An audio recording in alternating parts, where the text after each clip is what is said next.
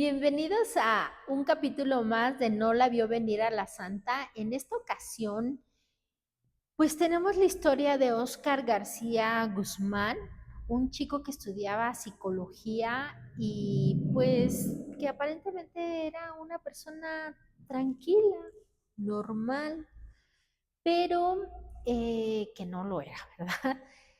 Pero además, este capítulo me obligó a buscar una cosa. En la policía hay algo que estudie específicamente a los asesinos seriales o bueno, pues se trata de, pues ya los encontramos varios cuerpitos y se juzga, ¿no? Por lo que sea. Pero no, en México no existe como el FBI que tiene ah, su departamento, no sé cómo, su división, ¿no? De serial killers. No, aquí nada más en nuestra máxima casa de estudios, la UNAM, hay tesis sobre comportamiento en el área de la psicología o de la criminología o jurídicamente, ¿no? Pero algo que sea como tratarlos específicamente porque son ya determinados como asesinos seriales, no. Así que bueno, pues les contaré la historia de Óscar García. Este chico estudiaba psicología en el 2019 en la Universidad del Estado de México, pero ahí no empieza su historia. Empieza 13 años antes, cuando él tenía 16. Pues una vez que lo atraparon, él confiesa haber matado a su padre. Y los estudios pues dicen que vivía violencia familiar y pues que le andaba poniendo su manoterapia a su mamá y seguramente a él, ¿no? Y bueno, pues él lo confiesa, ¿no? Yo maté a mi padre. No hay registros de cómo, cuándo, dónde y sobre todo de dónde está el cuerpo, ¿no? Pero aquí también hay una figura que no quiero que pierdan de vista, que es la mamá. Porque si bien es cierto, bueno, pues a ella ha sido como hayan sido las circunstancias, ¿verdad? Nosotros no estuvimos ahí para saber, pero sí es qué pasó con el cuerpo del señor. Tal vez como vecinos dice uno, pues el viejo ya se fue después de que les pegaba o ya se hartó la señora y lo mandó al carajo, ¿no? O simplemente se fue a comprar cigarros, como decimos en México, ¿no? Pero bueno, pues ahí queda la figura de la mamá. Bueno, pues Oscar vivió 13 años siendo normal. Em, Seguramente, pues, si a los 16 años cometió este crimen por primera vez y no lo atraparon, bueno, pues le dio cierta confianza, ¿verdad?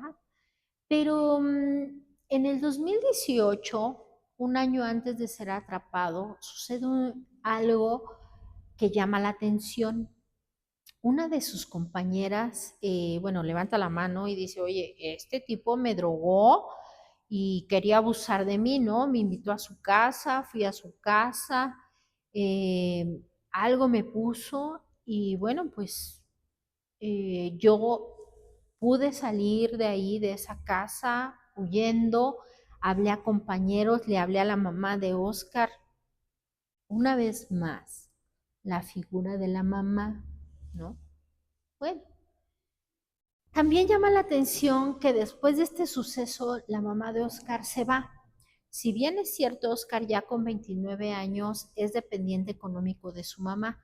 No sé, yo busqué, no sé a qué se dedicaba la mamá de Oscar. Pero Oscar pues era el eterno estudiante, ¿no? Porque bueno, pues hay una edad donde uno es universitario y no pasa nada, ¿no? Pero ya con 29 añitos, pues ya era para que mi Oscar ya se hubiera titulado, ¿no? Bueno, no lo sé. Y bueno, pues la mamá, no sé si solo le pasaba su mesada, eh, si tenían como contacto diario, ¿verdad? No lo sé, pero bueno, después de este suceso con esta chica pasa un año cuando la familia de Jessica, ¿no? Él decía que era su novia, pero la familia de Jessica como que no estaba convencida del todo. Más bien, los familiares de Jessica dicen que Oscar la acosaba, porque, bueno, Oscar estudiaba con Jessica en la Universidad del Estado de México Psicología, y ahí se conocieron, ¿no? Pero una vez que desaparece Jessica, los familiares pues insisten en las autoridades que vayan a la casa de Oscar a buscarla. Como las autoridades no hacen caso, ellos se plantan por 4 días. Total que la familia de Jessica insistía, es que allá adentro hay movimiento de la familia de Oscar. Y las autoridades pues atadas de mano, porque si no hay una orden de cateo, pues ellos no se pueden meter a la brava, ¿verdad? O sí, no lo sé. Total, que consiguen la orden para entrar a la casa de Oscar. Y cuando entran, bueno, aquí quiero hacer un pare porque cuando llegan a la casa de Oscar ya con la orden, Oscar ya no estaba, se fue. Y los vecinos dicen que no se crean que salió por la parte de atrás o por la azotea como rata, no, no, no, no, no. Él salió con su maletita por la puerta principal y los vecinos lo vieron. Entonces, no sé si las autoridades les pidieron a los familiares de Jessica que se retiraran porque ya estaba a punto de salir la orden, o en qué momento fue que ya no había familiares de Jessica y este carajo se fue. No lo sé, es ahí como confuso. Pero cuando las autoridades entran a la casa, porque, bueno, en el fraccionamiento donde él vivía ahí en Toluca, son como estas casitas geo, ¿no? O sea, entonces entran y lo primero que ven en el baño es el cuerpo de Jessica, estrangulado. Bueno, pues seguramente la familia es como, mano, te lo dijimos, ¿no? Pero además la autopsia dice que horas antes del cateo, Jessica es desvivida. Entonces, ay, bueno, un doble golpe, ¿no? Porque si bien es cierto, ahí estaba, los familiares decían que había movimiento y pues al final Jessica termina muerta. Y bueno, algo que le llama la atención a los peritos, policías o no sé quién entra con este cateo, es que en el patiecito, pero bueno, pensando en estas casitas, pues literal era un patiecito la parte de atrás, ven removida la tierra y encuentran 2 cadáveres. Un cuerpo sí es identificado con una chica desaparecida y el otro, pues no, hasta el momento está como desconocido, ¿no? Entonces, bueno, pues empiezan a ver los horrores, ¿no? O sea, pues credenciales, ropas como trofeos. Pero lo más desconcertante de esta historia, aparte de todo lo que ya les platiqué, es que este cuate se viene a la Ciudad de México, ¿no? Y anda por el área del casco de Santo Tomás o de Tlatelolco, y él sigue activo en sus redes sociales, en su Facebook, ¿no?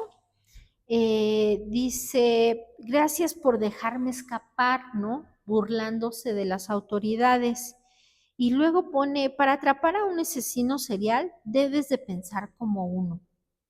Bueno, o sea, él ya se daba porque yo soy el asesino serial, ¿no? Soy Don Vergas, que nadie me atrapa. Pero bueno, gracias a su payasada o a su nivel de protagonismo, pues las autoridades lo Pues saben más o menos dónde andan, ni tan siquiera se crean que tan rapidito, ¿no? Porque el 30 de octubre, que es el cateo, a él lo atrapan hasta el 6 de noviembre, o sea, tampoco se crean que fue una cosa rapidita. Pero bueno, el 6 de noviembre que lo atrapan comiéndose una torta y bueno, él en su cabeza, ¿no? En su imaginario, pues él siente que es Bruce Lee, porque además practicaba artes marciales, ¿no? Y entonces cuando ve que vienen, bueno, la policía, los judiciales o no sé quién lo viene a detener, él dice, sí, claro, voy a poder con ellos, ¿no? Y le voy a quitar la pistola y con eso les voy a dar y nada. O sea, finalmente lo someten, lo meten en la patrulla y se lo llevan. Órale, se lo llevan al penal de Almoloya, ¿no? Porque pues, los crímenes se cometieron, perdón, en Toluca. Entonces, las autoridades tienen miedo por la seguridad y la integridad de Oscar, porque al enterarse los internos que iba para allá, pues dijeron, le vamos a dar mataril y no más entre. Pues bueno, se lo llevan a Tulancingo, donde va a estar más seguro, ¿no? Y ahí, bueno, pues un juez le da 65 años por el feminicidio de Jessica.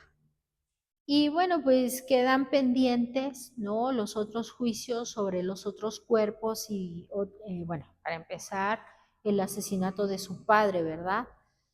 Pero bueno, ya de entrada, ahí queda Oscar con 65 años de prisión. Pues le damos la bienvenida a Ismael Rossi, ¿no? A hacerle algunas preguntas incómodas. Bueno, no sé si incómodas para él o incómodas para los que lo escuchemos, en torno a este hombre que ahora sí que, ¿qué traía en su cabeza? Oye, Ismael, si este caso muestra a un hombre que pudo funcionar normalmente durante años, que además estudiaba psicología, convivir sin levantar alertas graves, bueno, hasta el 2018 que se de chaveta, ¿verdad?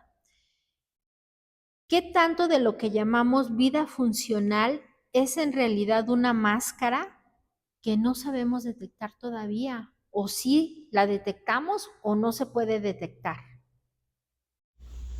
Si alguien puede funcionar normalmente durante años, o sea, ¿qué tan real es esa normalidad?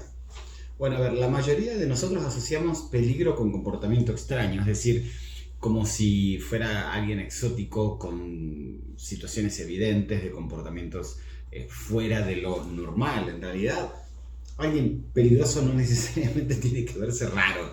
Una persona puede estudiar, trabajar, tener amigos, ser absolutamente funcional, eh, pero mantener esos aspectos problemáticos profundamente ocultos. O sea, la funcionalidad no es sinónimo de salud mental, ¿ok? Y eso está bien claro tenerlo, no sé, tenerlo bien en claro porque es interesante incluso cuando hablamos de patologías como la depresión, que tendemos a pensar que la persona que está en depresión tiene que estar deprimida y triste. Entonces, es exactamente, o sea, exactamente no es así.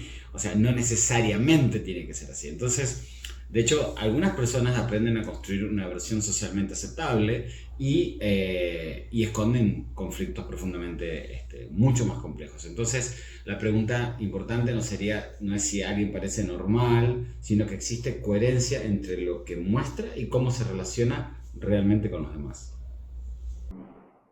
En el análisis de Oscar hay conductas de control, posible obsesión y aparente frialdad emocional. ¿Dónde se traza la línea entre un trastorno de personalidad y una construcción de identidad patológica de alguien que simplemente aprendió a ocultar todo lo malo que hacía? ¿Dónde está la diferencia entre un trastorno de personalidad y alguien que aprendió a ocultarse? Bueno, esa es una pregunta, una de las preguntas más difíciles incluso para los especialistas, ¿verdad? Porque, o sea, muchas personas con rasgos problemáticos saben perfectamente cómo encajar socialmente. Lo que suele marcar la diferencia no es la apariencia externa, sino ciertos patrones repetitivos. Esto es, la manipulación, el control sobre otras personas, la incapacidad para asumir la responsabilidad, la falta de empatía genuina, la necesidad de dominar o poseer. Entonces, a veces no estamos frente a alguien que perdió contacto con la realidad, estamos frente a alguien que justamente entiende perfectamente las reglas sociales y aprende a utilizarlas en su beneficio. Si una persona comete su primer homicidio cuando era adolescente y no lo descubren, ¿qué consecuencias puede traer esto? ¿Cómo se refuerza que él, pues tal vez se justifique por la violencia que vivía, ¿no? Y hizo justicia con sus propias manos. ¿Qué pasa cuando alguien comete una violencia grave y no enfrenta una consecuencia? Bueno, a ver, las consecuencias cumplen una función psicológica muy potente, porque la consecuencia tiene que ver con la función del límite, ¿ok? Nos enseñan hasta dónde nosotros podemos llegar. No la sanción, sino la consecuencia, que no necesariamente la sanción a veces funciona como límite.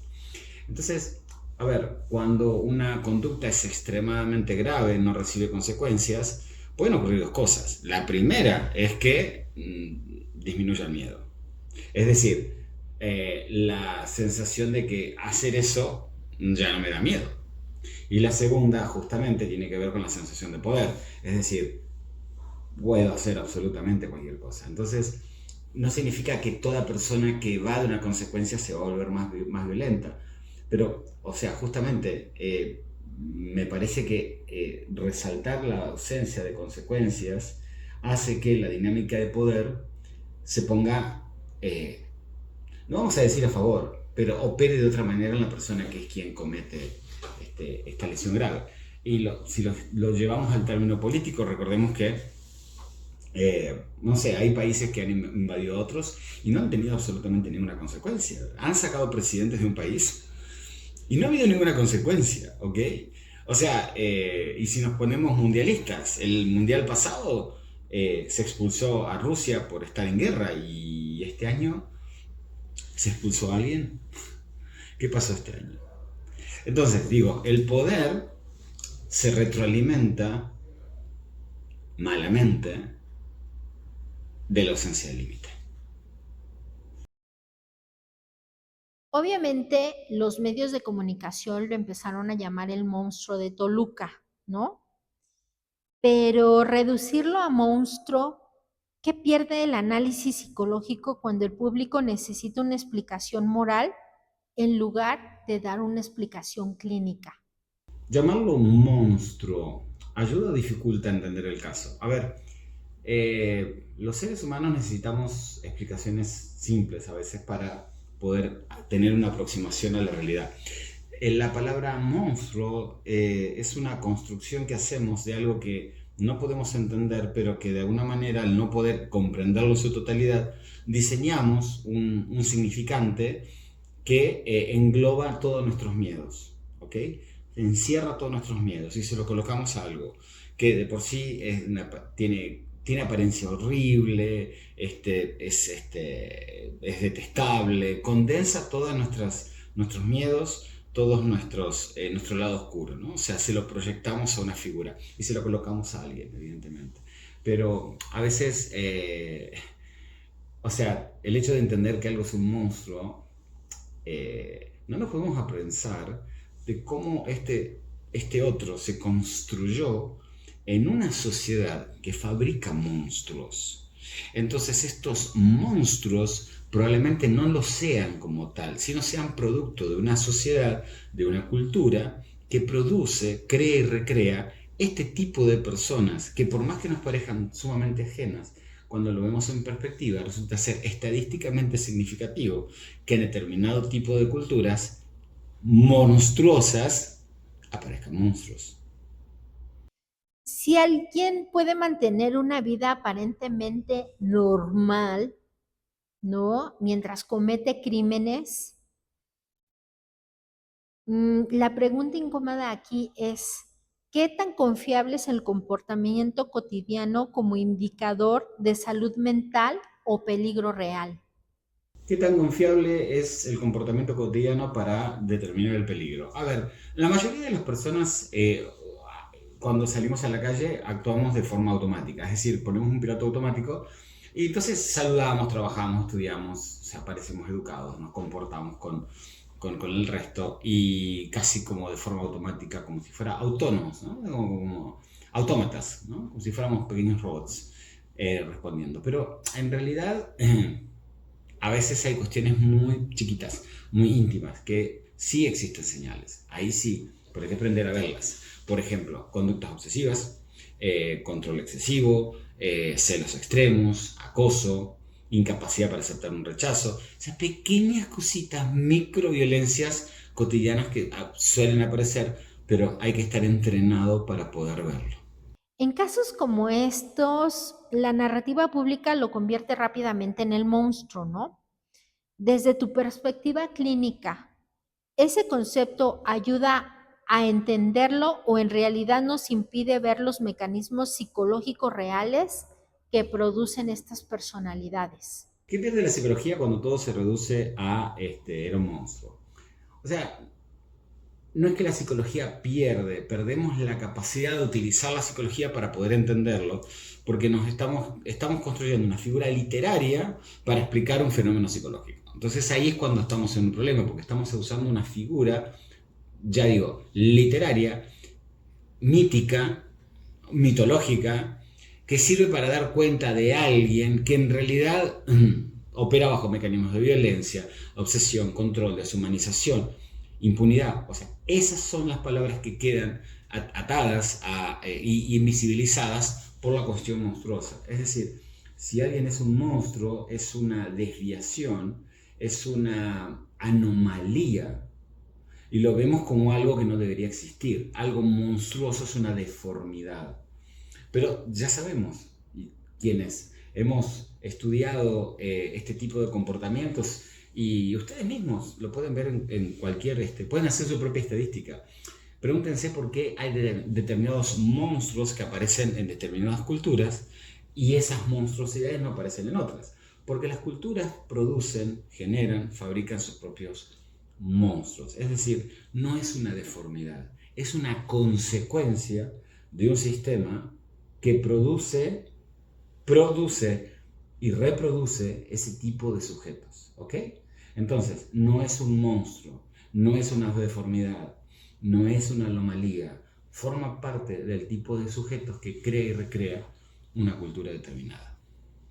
Pues muchísimas gracias, Ismael, por contestar estas preguntas que pues tal vez no devuelven la vida a las víctimas, a Jessica, a otra chica desaparecida y a otra víctima más, pero lo que sí es, pues la mente humana es compleja y más complejos somos los humanos. Pues muchísimas gracias por ver este relato en No la vio venir a la Santa. Por favor, compartan, denle su like, suscríbanse al canal y nos vemos aquí en el próximo relato.